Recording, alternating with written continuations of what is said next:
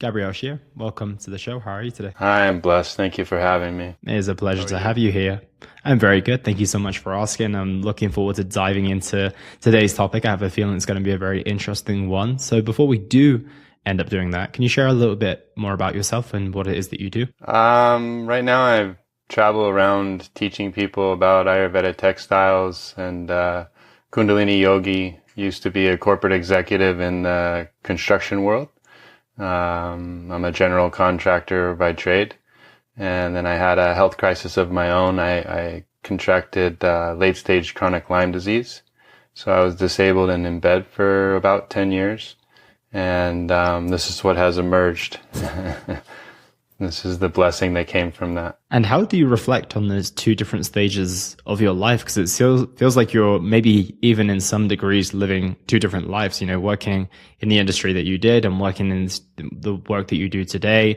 And I imagine the mindset changes within that journey of healing and coming to who you are today probably feels like two different versions of your life. How do you reflect on that? You picked up on something pretty large there. I was being misdiagnosed while I was ill. And during the fifth surgery, which I never needed, they cut me from my rib cage to my belly button, and the surgeon cut on what's called the celiac ganglion. It's also your solar plexus, or in yoga, it's called the solar chakra. And in the ancient texts, this is where our soul is said to reside. And during that surgery, I had a death experience, essentially, where I crossed and was pushed back in. And so I consider myself to be literally born again. I remember the old ways, but I'm certainly not the same person, and I'm not living for the same reasons, with the same drive. I have a much different focus. And so, yeah, it is a very stark contrast from being in the corporate world, being a corporate executive and traveling all over, to now being in the yogic world and traveling all over, but with different purpose, essentially. So you did pick up on that. Yeah, it's fascinating. It really is because there's a very clear before and after. And I didn't realize it went so deep to the point where, like you said, you've essentially been reborn again. And talk to me about how you navigate that, right? Like you've got all of this life experience that you had, and then all of a sudden you wake up as a completely new you to a degree. How do you start to pinpoint who you are, essentially? Like, where do you go about saying, because of our stories up until that point of our life tell us who we are and how we respond to the world around us and how the world responds to us. But then all of a sudden you've got to start again, but not as a baby with all these learned experiences, but as an adult and someone who's going to navigate the world in a completely different way. So can you share a little bit more about that? I'm kind of fascinated with that. Yeah, no, you're picking up on all the right items. So it wasn't easy. It's not an easy path. I'm not sure if you've ever heard of Kundalini, but I also had a pretty nasty Kundalini awakening about 3 weeks after that. And so that opened up the spiritual realm for me, quite literally, in mystical ways that people, if they don't have the memory of these things and never been taught them, wouldn't believe that they're true for all of us. And as that happened, the stories like you speak to, the ego mind dropped, and it was hard to not be able to be the person that I always was. It was a rough road for quite a while until my teacher showed up, and then I realized that there was a higher purpose and a higher calling. And, it is almost like being a baby again, because as the spiritual world opens up to you, what is this? What is that? Why? All these questions that we asked as children come forth. And, even though I'm in, the upper years, I'm in my 50s, I still feel like, I say it all the time, I feel like a teenager. Life is very fun and very, mystical for me. And so, it was a hard road. I wouldn't want to do it again, but I don't regret any of it. I'm very grateful for what happened to me. So, yeah. Yeah, I can imagine. And how did your friends and family respond to such a transformation? So that's a great question too. Through that process, learned that our minds are almost like computers. Not almost. Computers have been mimicked after us, essentially, even on the cellular level, with the math that goes into them. And so if we have not had an experience ourselves, because that's how we get programmed, if we've not had the experience ourselves, witnessed somebody else having that experience or heard about it third hand, then there's no data on board to reference for the ego mind to say, well, what is this? And come back with a response. And so many of the old people that were in my life have fallen off, just because maybe they don't understand. Several have stayed around and witnessed the changes in me and in my journey. And, as people fall off, because your vibration quite literally changes, so you're at a different frequency, it attracts new people. And so I've been blessed with I pinch myself all the time with the people I interact with. For example, I don't know if you know who Dr. Vasant Lad is, but he's the leading Ayurvedic practitioner on the planet. Very wise elder, very spiritual man. And I filmed a documentary in May, and I was just blessed with being able to interview him in the spring coming up. So to be able to interact at this level of intelligence and awareness and spiritual knowledge has been a real blessing. But yeah, a lot of my friends did drop off. Definitely a lot of my business associates don't understand. Going from suit and tie to this is quite a large contrast. So yeah, at first it was hard, like you said, but you begin to see people for where they're at and love them unconditionally. And so it's just part of this journey that we're all on together. Yeah, absolutely. And yeah, it's a fascinating transition. But as you mentioned, you quite literally change your frequency and your vibration. Then you start to bring new people into your life who align with your path a little bit more, right? And you mentioned that you just met your teacher thereafter. How did that then transition into where you are today? Well, when the Kundalini Awakening happened, first I'll tell you that was the most painful thing I've ever experienced in my life. Can you go a little deeper, actually? Because I'm not super familiar with that. I'm not sure my listeners will be either. Yeah, so Kundalini is interesting. In ancient Christianity, it was called Kunda Buffer. And it's this life force energy at the base of our spine that essentially you see in a lot of the mystical tales that goes up through the chakra system and ends up at the third eye. This energy you see with the saints, with the light behind them. Quite literally, this is the energy that they're depicting in those ancient stories. And there is a light that comes on inside of the pineal gland when the energy is properly channeled. And when the Kundalini Awakening happened for me, this energy was being pushed through all the channels, or shrotas as we call them in Ayurveda or in the Vedas, was all being pushed at the same time. So it was immensely painful. We have an electromagnetic field that comes off of us. And just to give you an example, my fiance at the time went to console me and touched my energy, my arm. As she got into my energy body, it was just excruciating pain. But within 3 days, the channels had cleared, and I found myself in a state of what we call Sat Chit Anand, which is basically pure bliss. And this is the tales that we hear from the yogis of being in a state of bliss. I don't know how else to explain it other than it felt like an ongoing full body orgasm. Like you're just in complete bliss. Everything feels amazing. So it was a rough experience in the beginning, but it turned into a blessing in disguise.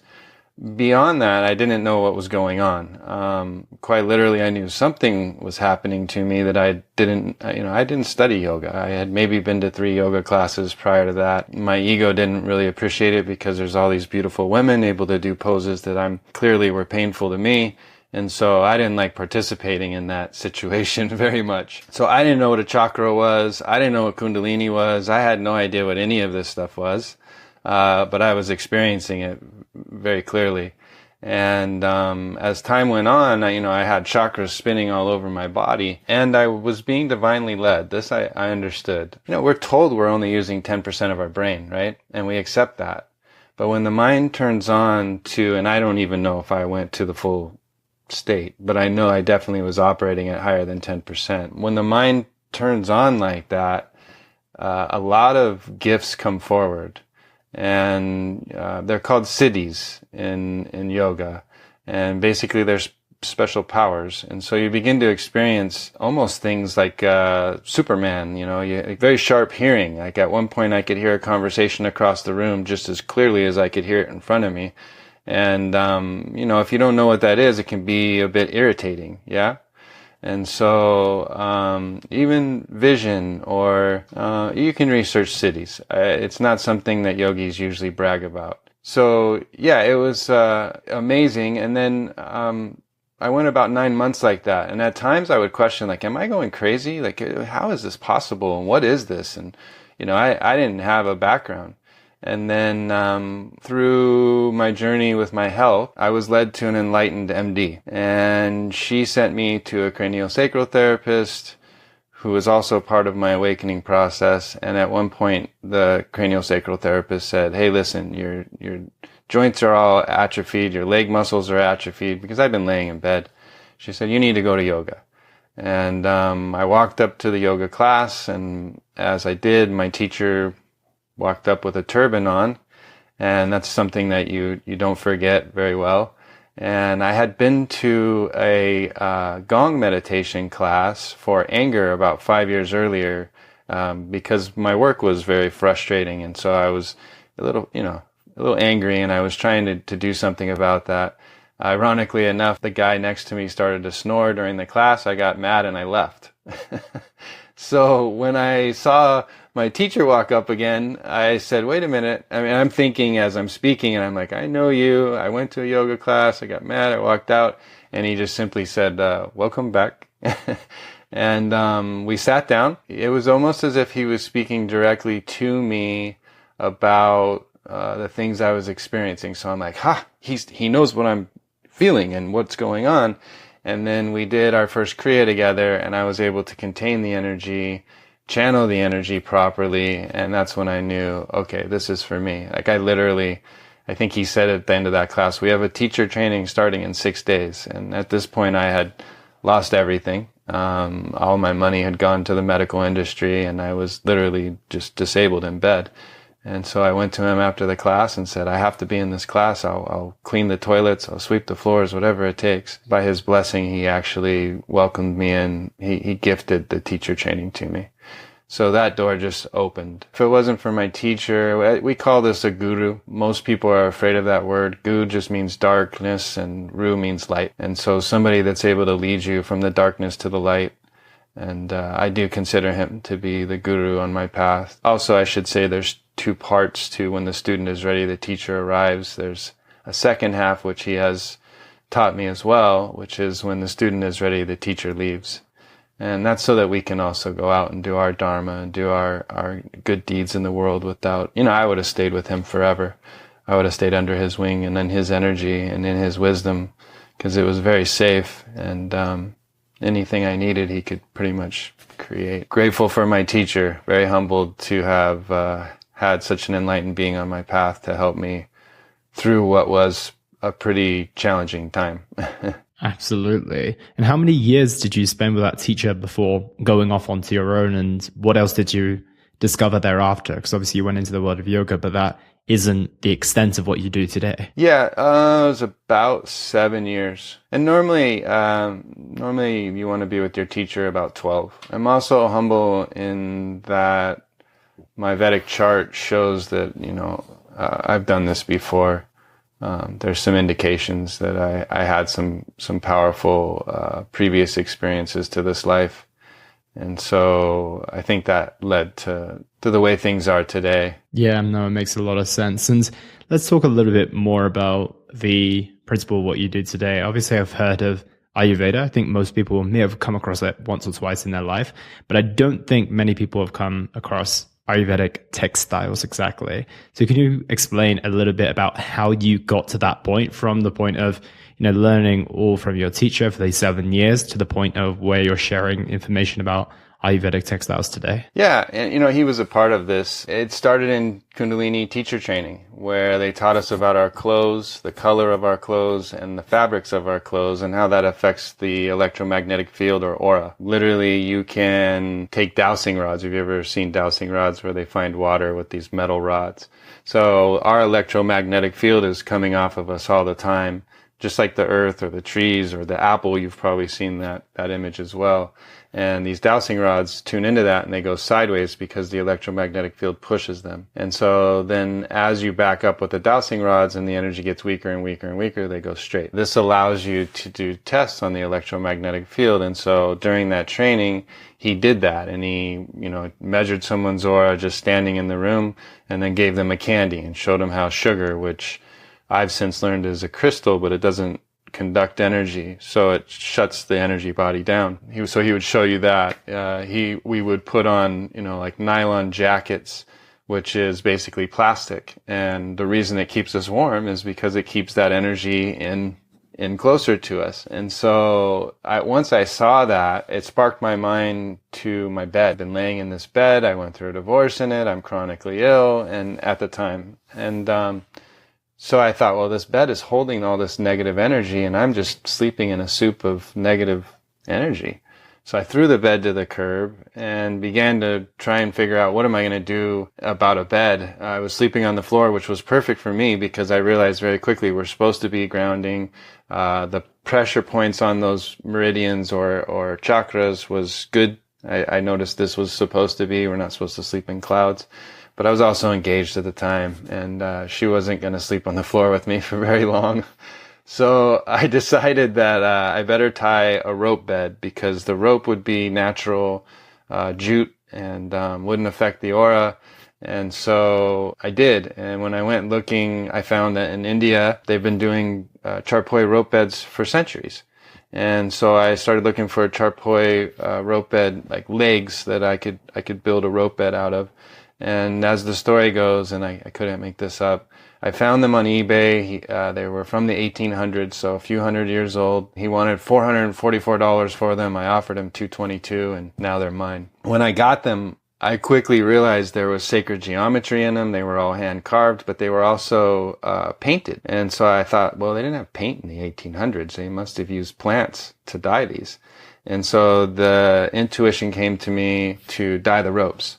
And I used turmeric and indigo, so yellow and blue were the colors. By the way, this is why we say sleep tight. I just learned that when I was in India. We tighten the ropes, which I never made the connection until I was there just earlier this year. So anyway, I finished tying the rope bed. I go to yoga. I sit on the plastic synthetic mat and ask myself, what are we doing with these things? Why? This isn't conducting energy. This is insulating us. So this makes no sense at all. And I was also at that time in Ayurvedic college. So I just asked the question, are there Ayurveda yoga mats? And lo and behold, I was blessed to connect with the kingpin, I believe, on the planet at the moment, my friend Kumar, who is teaching everybody in India how to do this Ayurvastra dyeing. So yeah, I ordered the first mat, and through experience, after about 30 or 40 days, I do a morning sadhana. So every morning at a certain time I get up, I do yoga. And I usually do it in the same place, and I usually have an altar space, and we give a lot of reverence to the spiritual world. And after about 30 or 40 days of doing this, I noticed that I wasn't having to build my energy and go through a big process to get into meditation. I was sitting down, and it almost felt like a portal at the time. I would like sit down and then find myself just falling right into meditation. And so I brought that to my teacher. And I said, hey, there's something going on with this mat. I don't quite understand it. Can you try it? And I gifted him one. And it was about 3-4 weeks later, he came to class and he said, may I show you what's going on with your mat? Now, there was like 50 people in the room. So I was like, in front of everybody? Sure, go ahead. And I had already started selling them, so I didn't know what he was going to show me. But he showed me how when someone was on the synthetic mat compared to this mat, the aura was growing by about 3 times. So if you had a 10-foot aura on your rubber mat, you can expect 30 foot. And that energy expansion isn't just left to right. It's also the dome or the kingdom that we reside in. And in those expanded energy fields is where we find expanded consciousness, expanded awareness, the mystical experiences that we read and hear about all the time. So that's when I knew I had something special. But it's still been a journey. Just a few months ago, we actually tested it with a FDA-approved device called the Biowell. And we saw, I knew that it was expanding the energy, but I didn't know that the energy actually had an intelligence built into it. So we were able to see where someone had a thyroid problem, the energy went straight to the thyroid. This system also looked at the autonomic nervous system, and in the beginning, this person that we used for the test had what was being depicted as a, what was the word they used? Dysfunctional autonomic nervous system. All we did was put her feet on the mat. She was sitting in a chair and just put her feet on the mat, and we retested. And at the end of the test, we saw where it was functioning optimal, not just balanced, but optimal. The system also measures all the joules or energy to each organ in the body. And so where we were seeing organs in the first test that were depleted and needed energy, in the second test, we saw that the energy went to those organs. So just by raising the energy within the body, it has its own intelligence. We're in the most complex machinery on the planet, and so it knew where to send it and how to send it. And to be able to see that was really quite amazing. I would also say before that, I was joking about it being the story of Solomon's magic carpet. And I knew there's something magical, but I didn't really quite understand. And I don't think we still fully understand. And we're just starting to realize this. And I would measure auras on the ground. So I just, intuitively thought, well, this is all natural. It's allowing us to ground. The other one's synthetic. It's insulating us. This is the energy expansion. It's just that simple. But this time I was in the Excalibur Hotel, 3 stories up, on nylon carpet, which is plastic. So on the way to go to this event that day, I was like, well, this is going to be interesting. Like, how am I going to ground people today? And how, what's going to happen? And what I found was that the synthetic mats underperformed that day, and these mats held their values. And so the first time I saw that, I was like, how can this be? This doesn't make, I'm looking for the data in my mind on how does this work? And there wasn't any there. And so after 3 days of doing that, I really left perplexed. I was really like, I don't understand this. And then about a week later, I was in my friend's gym. He has 1-inch rubber floors. And so I was like, well, for sure, we're not grounding today. Same thing occurred. So the synthetic mats underperformed, these held their values, and I said to myself, well, I guess it's time to read the story of Solomon's magic carpet, because there's something here and I don't understand it. When we do that, when we break that story apart, what we find is that Solomon was traveling on the ley lines, or the latitude-longitude lines, which is also the energy grid that our cell phones operate on.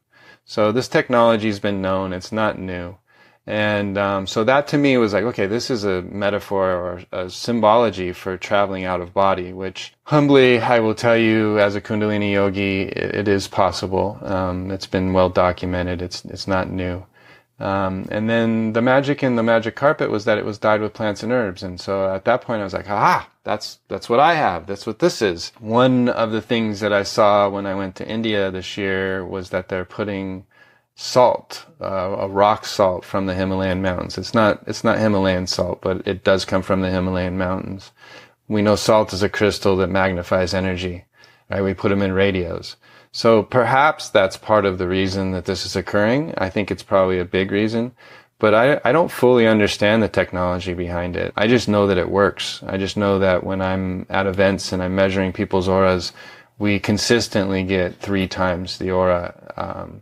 And even people could be standing on the ground barefoot, grounding, which we all have recently heard the benefit of grounding. I see an extra 5 as much as I've seen 50 feet, extra 50 feet from someone standing on the earth, earthing, grounding essentially, to just standing on the mat. So it's expanding our energy body somehow. Like I said, I don't fully claim to understand it yet, and I'm still learning as I go. But yeah, it's pretty amazing technology that has been well known. I want to leave time for you to ask questions, but one other thing I should share with you is that when I was in India filming the documentary, I found myself, by the grace of God, our creator, however you wish to see it, in a 3,000-year-old temple with the 25th Pontiff in history in Coimbatore. They call him Swamiji. And you've probably seen these types of individuals where they're wearing just robes draped around them, almost like the Dalai Lama.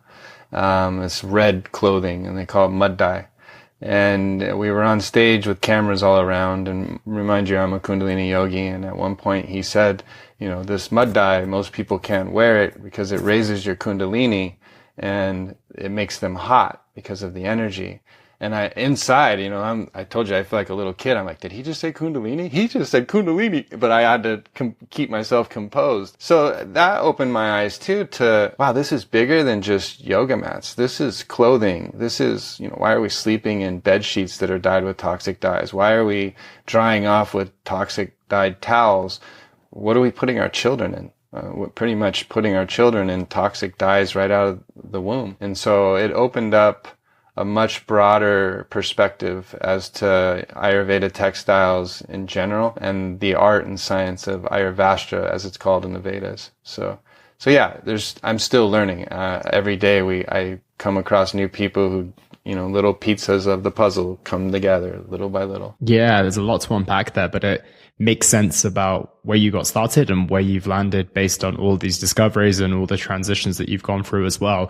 And one thing that came to my mind during that process as well is that you measure people's aura during the difference between like a synthetic mat and then more of an Ayurvedic one. So how do you measure that exactly so you see the difference? And do people physically and internally feel it as well? Yeah, they do, actually, depending on the energy field that we're in. So far the most powerful place that I've experienced this was in Sedona, Arizona. I didn't have to measure auras there. Literally, people took their shoes off, shoes and socks. Most socks are also synthetic these days. And they would stand on the yoga mat and they could feel the vibration coming through their feet and then up through their legs and then through their hands. And they would just, their eyes wide open like, whoa, I feel this. I've seen that in Zion. There's several places in the planet where the energy field is just much more prevalent. Other than that, we have several ways to measure. One is the dowsing rods, which not a lot of people are aware of, but there's videos on YouTube of it. It's not new. Another I recently discovered is that we have a chakra in the palm of our hand.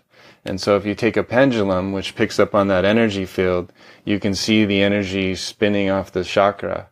And when you do that grounded and then move over to the yoga mat, you see that the pendulum will swing much higher velocity and much wider. And then, the Biowell machine, there's also Aura Cloud machine. These are computers that are able to read the energy field. So we're finding more and more ways to show it. I like the FDA approved one because most people need proof. It's a third party. It's not me. They don't have any skin in the game. And so it's nice to see these computers also confirming what we intuitively know and feel and experience. Absolutely. And then what's the next step with all of this then? Like you said, it started with mats and now you're obviously thinking about clothing and towels and bed sheets and things we spend a lot of time in. What does the next steps look like? And I imagine it's quite an esoteric concept at this moment in time. So I imagine there's a large amount of getting it out there to the world and getting them to understand what the benefits are. I'm sure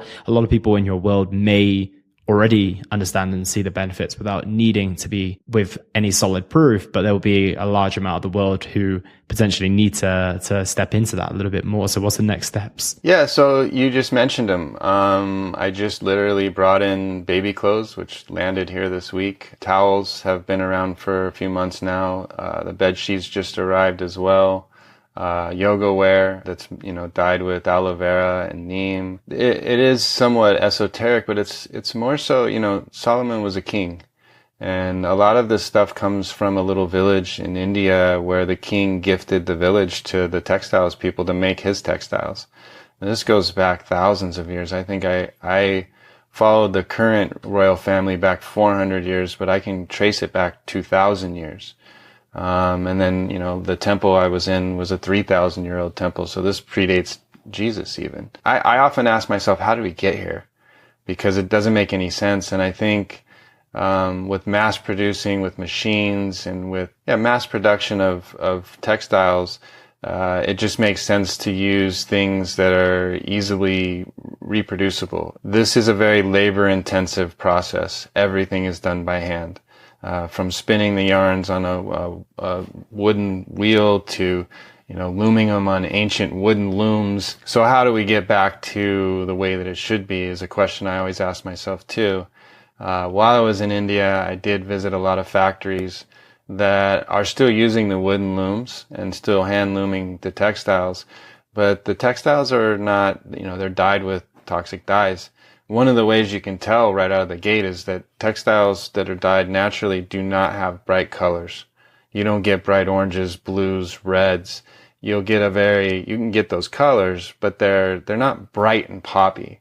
As humans, we're attracted to bright, shiny objects. And so in the consumerism world, that's what they do. They give us what we're attracted to so that sales can, come forth. But I do think that the textiles warehouses that are full of all of these machines can be converted back. I do think it's going to be a premium price because of the labor and the intense human aspect to it. We're not able to just set machines up and make this stuff.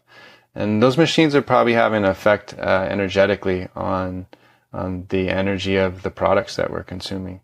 So yeah, it's interesting. I think we're just cracking the door open on this. I do see awareness though. I just saw a meme or a video on Instagram the other day about how hospitals used to use natural sheets because they knew the healing qualities in them. So that's being talked about. I've seen mystics like Sadhguru talking about baby clothes, and how we shouldn't put our children in toxic dyed clothes until at least, their later teen years. So there is a small awareness coming forth, and we're really starting. This is the ground level. Even Dr. Vasant Lad, I've only seen one interview with him. It was 10 years ago. And when I spoke to his people who are pretty well versed in Ayurveda, they said, we have not heard of this. So it is very new, groundbreaking. Hats off to you for taking this interview, because you might be one of the first actually to be sharing this with the world on a large scale. Yeah, it's very fascinating. That's for sure. And I think something that's going to fascinate people further is to understand the benefits or maybe the disadvantages to either using this type of materials, the benefits they gain, or the disadvantages that they will have by not utilizing them. So can you share a little bit more about that? Yeah, I mean, when we use synthetic materials and synthetic dyes, our skin's our largest organ, right? So it's absorbing everything it comes in contact with. So the synthetic dyes are most of the time toxic. They're not healthy. I find it ironic that most of the yoga wear that we see females wearing today is tight plastic, forever dyes. It's just really not healthy for us. The energy piece is big. When we wear natural materials like wool or cotton, or there are others, the energy expansion of our aura is prevalent. And that expansion is our consciousness, our awareness, our tuning into higher realms. And so the benefit is it's untapped, really. And again, if the mind doesn't know that it's missing out on something, how does it know it needs to make a change until we bring this information forth and say, hey, wait, there's more. The disadvantages are that it's holding us small and keeping us slightly unconscious. We're surviving, but it's not, we're not at our optimum. If you look at the word human, hu means light, and man is short for mana, which is mind in Sanskrit. So we are light minds, and that's what you see with the saints and, the images of Jesus is this enlightened mind. And when we keep the pineal gland small and we don't energize it, then, we're not living to our optimum opportunities that, were intended for us. This was our birthright to access these things. And does the energy of the people who are putting these clothes together, who are working on them, matter as well? Or is it just the materials and the machine, quote unquote machinery that you use to put it together? Because I think of a factory or a warehouse in India, for example, which isn't potentially going to be a place where they're obviously, like you said, the price will be premium because you want to pay people fairly. But right now, there's probably a significant amount of people who are not being paid fairly for the work that they do. And I can just imagine the energy that's coming off of those people. And if you're trying to keep that process super, super pure, I wonder if that comes right down to the people who are starting this process in the first place. It absolutely affects the end product. And in fact, in Ayurveda, we are taught that, even a chef who's cooking your food, and let's say he fought with his wife that morning and he's angry or he's upset, he's hurt, he's emotional, whatever, or she, that energy is going into your food and then we're consuming it, right? But I would tell you two interesting pieces to that. As I met the weavers and the individuals making these mats, they are very happy. They're very proud. They love what they do. It's a labor of love. They love the fact that they are essentially keeping alive ancient art forms, right? They feel privileged. Most of the people in India are living in poverty. So some of them are living in poverty, but I've been to some of the weavers' homes and they're doing very well. So this is kind of the way it is here too, right? Some of us do very well, some of us struggle. But the energy of the actual practitioner making this stuff is important. And one of the things I noticed when I was there was one of the gentlemen was spooling yarn, and he was doing it in a pattern which is known as the infinity pattern. And the way that the energy flows through us electromagnetically is it goes in our left hand and out our right. So he was using his right hand to weave, to put this yarn on the loom. And I immediately recognized, like, his energy is going, like, very clearly going into that fabric, which is going to become one of the mats. So yeah, I'm honored and grateful to have met all these artisans. Actually, they are very enlightened beings, and not one of them is miserable. They wouldn't make it in this industry if they were unhappy. It is a lot of hard work and a lot of hours go into this, and so yeah, I think anybody who's involved in this trade in India knows they're involved in something special. Their energy's good. I really didn't see anybody that was miserable and grumpy and didn't want to be there. They wouldn't be there if that was the case. Yeah, I would say that's the only thing you will have to think about as things become bigger. No, when things grow in scale, then you have to bring in people. And maybe coming back to a long time ago when you were in the corporate world as well, you probably know when businesses start to expand, then, the quality of the product or service or business, whatever it might be, starts to water down because of scale comes with a lot of people needed. And then there's a lot of people you need to manage the energy of, et cetera, et cetera, et cetera. So yeah, that's a big thing. And that's a good point as well that I wanted to bring up is there a limitation in terms of the materials that you can access as well if you're trying to kind of get this out as far and wide as possible? Sure. I mean, right now, if you look at the textiles industry, which, by the way, on the planet, it's the second worst polluter of water. Water is life. Just for example, there's a river, the Noya River in India, that runs through Coimbatore, is pretty much dead. The first mile or two, there's some fish in it, but after that, it's not even running anymore. So there is limitations, as to how we scale this up. Like I said earlier, there's factories that are already there, so I think they could be converted back. They used to be natural dye factories. They've just been converted to synthetic dyes, and that's the only difference. They're still hand looming. And those people would love to be working with natural materials rather than the toxic materials. They're aware of what they're doing, but they have to make a living somehow. So there are limitations. It is a premium product, right? Eventually it will be. Right now it's very reasonable. Like the yoga mats that I offer are less than some of the expensive plastic, rubber, synthetic mats. But I do recognize that in time, when people realize what this is, how it's affecting on the positive benefits, there's going to be a supply issue. Sustainability is always talked about when we talk about these products. And it is one of the big question marks on the horizon. I do think it's just going to drive price up. Until we demand better, this is what, we're not going to change the cruise ship on a dime, right? It's going to have to slowly turn a different direction. But I do see that it's possible. Anything is possible. This is the way it was on the planet many, many thousands of years ago, or hundreds of years ago even. We just have to make a choice, a conscious choice as to what we want to consume. Instead of just taking what's being put in front of us. Yeah, absolutely. The only thing that comes to my mind is there's a significantly more people on this earth than there was, thousands of years ago. So there becomes the difference maker. And another question that does come to my mind is an aesthetic component as well. Maybe when we start to look into the masses, there is going to be some question marks around that. Is there, like you said, there isn't the ability to create these super, super bright and poppy clothes colors. So will there be a potential challenge from an aesthetic perspective, do you think? Or do you feel that that's something that's going to be easily navigated? I see this is already happening. There's a friend of mine, Janine, who's been in the textiles industry for 20 years, and she left because it just didn't resonate with her anymore because of the toxic dyes, because of the machines and all of this.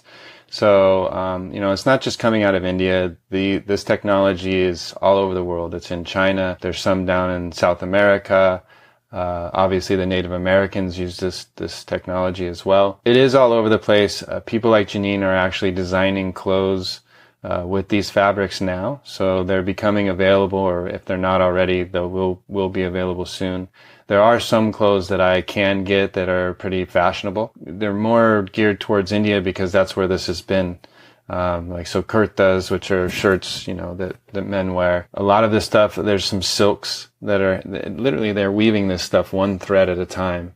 So super labor intensive, but the fabric is there. The designers just need to take initiative to bring this back to market. For me, obviously I changed everything. I don't shave because it's a part of our nervous system. So I want to feel the energy, and sometimes I believe the beard connects my head to my heart, right? When I can feel that energy. So it's a conscious choice not to conform, not to do what everybody else is doing just because that's what it's the 100 monkey effect, right? After 100 monkeys do something, then every monkey does it. Eventually people are going to catch on to all of this. Like I said, I saw a meme the other day about bed sheets in hospitals, and that was well known. Somehow it got changed. Yeah, it's coming by the sounds of it. So it's just going to be a process of continuing to spread your message and showing people the benefits. And like you said, the designers taking the initiative as well, because of then you're really going to leave people with little reasons as to why to do that. And I feel that we live in a bit more of a conscious world as well. I feel like as the generations are changing, I feel that this generation of Gen Z, at least, not quite Gen Alpha yet. I'm not sure where their thoughts are on things like climate change and everything along those lines, but I know Gen Z are very much involved in that, and they still do feel a lot more connected to the environment than they used to. So even from that perspective, I feel that there's going to be a good chance that there's going to be a lot of interest there. And I imagine that's going to travel down to Gen Alpha as well. But yeah, fascinating concepts. And I'm glad we've had the opportunity to speak about this today, Gabriel. And I want to ask you a couple of final questions. And the first one I have is, what impact do you want to have on the world with what you do today? That's a great question. And as you said that, I feel spirit rolling off of me. I don't do this for the money. I've lived a very blessed life. I want to raise consciousness on the planet. I really want to help humanity reach its full potential. And that's why I do this. That's honestly why I do it. There's in the 7 years, I've never written myself a check. I just constantly keep reinvesting and putting back into humanity. And if you would have told me 10 years ago I was going to sell baby clothes, I probably would have laughed you out of the room. But I think that's probably one of the most important products that I'm bringing back to market, is the baby clothes, right? Because they're our future. And if we can start with them and make them aware, then there's your next generation, which by the way is an energy word if you really look at it. But there's the next generation or regeneration of consciousness on the planet. And so yeah, I do it for that reason. Amazing. And where is the best place for people to find you if they want to keep up with the work that you're doing? You mentioned a documentary as well. Yeah, a documentary come out probably June, July of next year, just because we're waiting on the interview with Dr. Lod. He's the number one guy on the planet, but we're editing it now. You can find me, I just beat Lyme disease in March of last year. So I've only been on the streets, kind of beating this drum for the last maybe 10, 11 months. But you can find me at auramat.com or yogigabriel.com. And I'm sure we'll develop that as time goes on, but right now it's not my main focus. This is the first podcast, so my main focus has really just been out there teaching people one-on-one. Got you. So we'll be seeing you in more places very, very soon as you continue to reach the masses. But Gabriel, thank you so much for your time today. I truly do appreciate it. Thank you. It was my honor, and I hope you have a blessed day.